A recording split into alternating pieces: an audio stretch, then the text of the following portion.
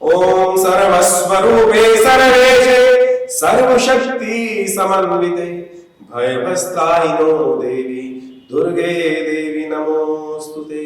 सर्वमंगल मांगल्ये शिवे सर्वार्थ साधिके शरण्ये त्र्यंबके गौरी नारायणी नमोस्तुते। नमस्कार, स्वागत है आपका आचार्य वाणी में। मैं आचार्य डॉक्टर विक्रमादित्य आपके साथ हूं। ग्रहों का खेल बड़ा विचित्र होता है और जो ग्रहों के खेल को समझ लेते हैं उनके बारे न्यारे हो जाते हैं। और आज जिस वीडियो को लेकर हम उपस्थित हैं मीन राशि वालों के लिए, सूर्य का परिवर्तन क्या कुछ करने जा रहा है। मीन राशि बड़ी अद्भुत राशि है और मीन राशि के जो विशेष तौर पर जो कहा जाता है उसका गुण है बड़ा विचित्र, पराशक्तियों से संभव। जो संबंध है वो संभव स्थापित हो जाता है। ऐसे लोग बड़े सरल होते हैं और विशेष तौर पे बड़ा यात्रा करने के योग कराते हैं। बड़ी विशेष तौर पे खासतौर पर कहा जाता है कि तारामंडल में अंतिम राशि है और इसका स्वामी जो है वो बृहस्पति है और बृहस्पति इसी राशि में आज तक चल रहे हैं। पिछले एक वर्ष से इस राशि में चल रहे हैं और ऐसे में इस राशि में चलते चलते विशेष तौर पर बृहस्पति ने कई कुछ और अंतिम में जब योग आ रहा है बहुत बड़े लाभ का, तब बृहस्पति के साथ एक समस्या उत्पन्न हो गई है।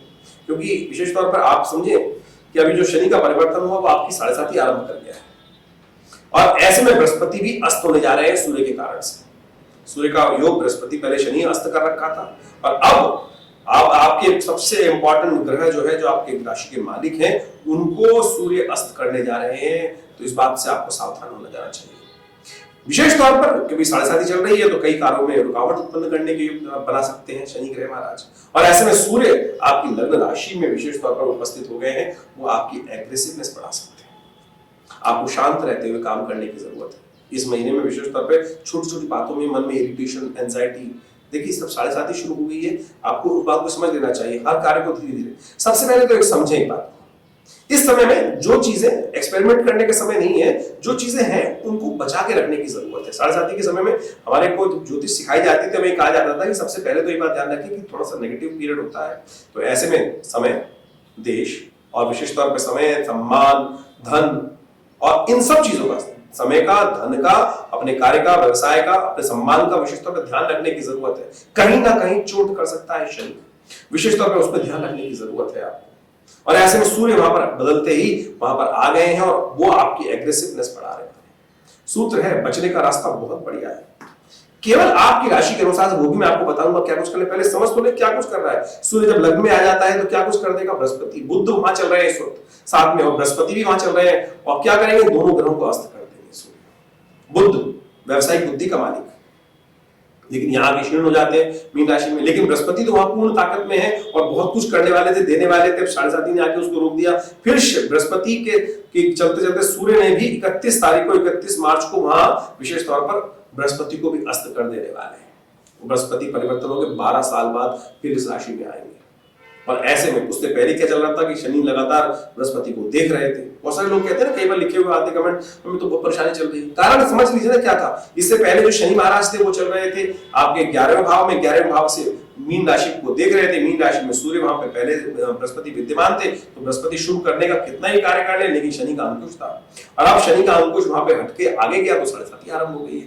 तो इसलिए आपको मैं डरा नहीं रहा हूं, लेकिन सावधानी के साथ उपाय करने की जरूरत है, लगातार उपाय करने की जरूरत है। इस समय तो सबसे पहले 1 महीने के लिए इस बात का ध्यान रखें, सूर्य वहां पर आकर आपकी एग्रेसिवनेस, गुस्से को, छटपटाहट को और बढ़ाने वाले हैं। उस एंजाइटी को कंट्रोल करने की जरूरत है। छोटी छोटी बातों को लेकर इरिटेट मत होइए, इरिटेशन बढ़ सकती है। तो उसके लिए आपको ध्यान रखना है एक भाव। सबसे पहला जो काम करना है, सेवा का कार्य। सेवा के कार्य में क्या होता है, परोपकार की आवश्यकता होती है। सेवा करें, परोपकार करें। परोपकाराय वहन्ति नद्या, परोपकाराय दुदन्ति गावा, परोपकाराय फलन्ति वृक्षा। शास्त्र में हम जब आरंभ करते हैं संस्कृत को तो सिखाया जाता है, परोपकाराय वहन्ति नद्या। इस नदी, परोपकार के लिए नदी बहती है, परोपकार के लिए ही उस वृक्ष पे फल लगता है। दूसरे फल स्वयं वृक्ष थोड़ी खाता है, लेकिन फिर भी लोग क्या पत्थर मार रहे होते हैं पेड़ पर। फिर भी क्या होता है, जब पत्थर भी लगता है तो पेड़ जो है वो फल दे देता है। परोपकार, उससे उसको संतुष्टि प्राप्त होती है। पेड़ की संतुष्टि क्या होती है, वो थोड़ा ढीला। आप समझे क्या फायदा हुआ? अरे उसमें भी फायदा ये होता है कि पेड़ का जो भार है वो हट जाता है। सोचो कहां क्या लाभ हो रहा है। नहीं तो एंजाइटी इसी से बढ़ रही है ना। अरे मेरा तो कोई पैसा लेके चला गया, अरे मेरा को प्राप्त होना था वो चला गया, अरे किसका पैसा, किसका सम्मान, क्या कुछ होना है, इस वास्तविक रहस्य को तो समझ लो भाई, अन्यथा कष्ट में जीवन पड़े रहोगे। जो आना है आएगा, जो जाना है जाएगा।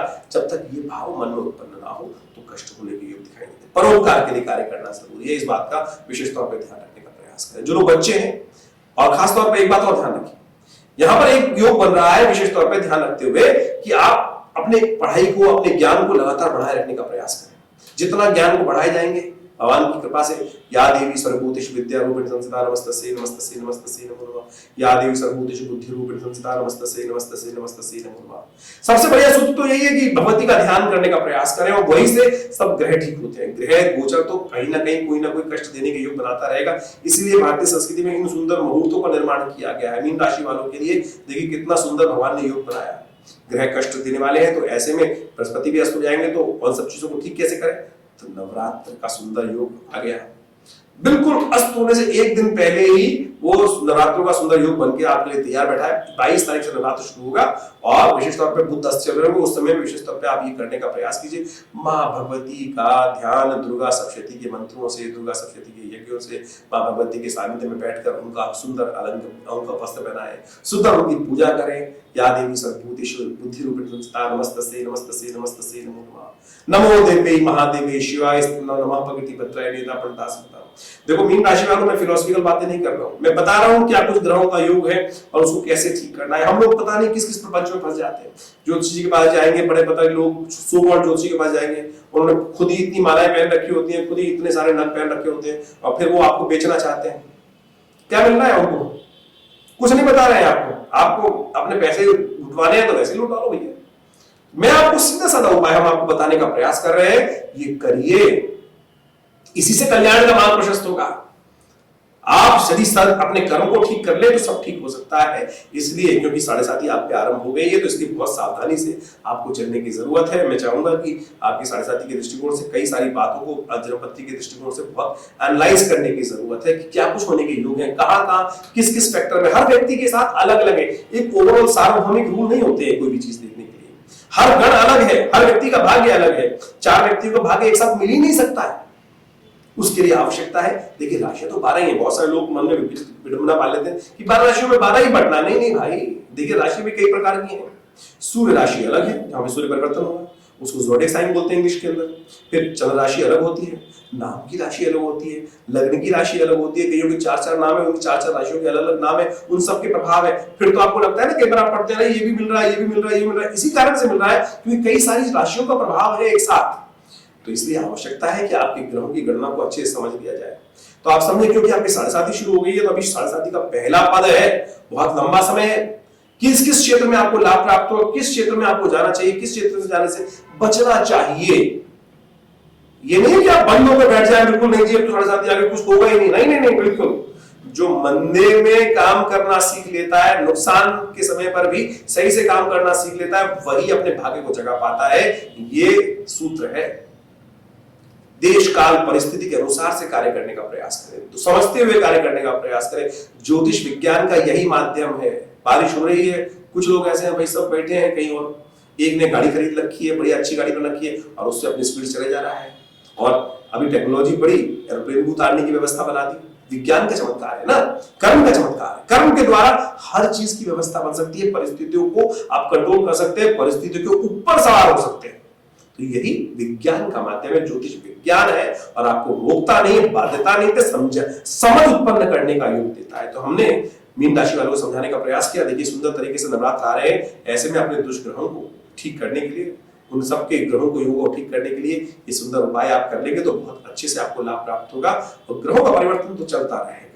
और ऐसे में हमने आश्रम में सुंदर व्यवस्था करी है। इस नवरात्रों पे सुंदर सहस्त्र चंडी महायज्ञ का आयोजन किया है, आप भी उसमें भाग ले सकते हैं। और हमारे यहाँ भगवती का जो शिव विग्रह विद्यमान है, माँ भगवती का जो 1947 में मुल्तान से शिव विग्रह भगवती का आया, आप भी उनका दर्शन करें, उस यज्ञ में भाग लें। नवरात्रि के शुभ यज्ञ में आपके जीवन में कल्याण के योग बनेंगे। नंबर्स आपके सामने स्क्रीन पे चल रहे हैं, और अपने पूर्ण विवेचन के लिए जन्मपत्री में क्या कुछ होने के योग है, क्या कुछ हो सकता है, आए विवेकानंद आश्रम में यज्ञ में भाग लें, माँ भगवती का आशीर्वाद दें, कल्याण होगा। धन्यवाद।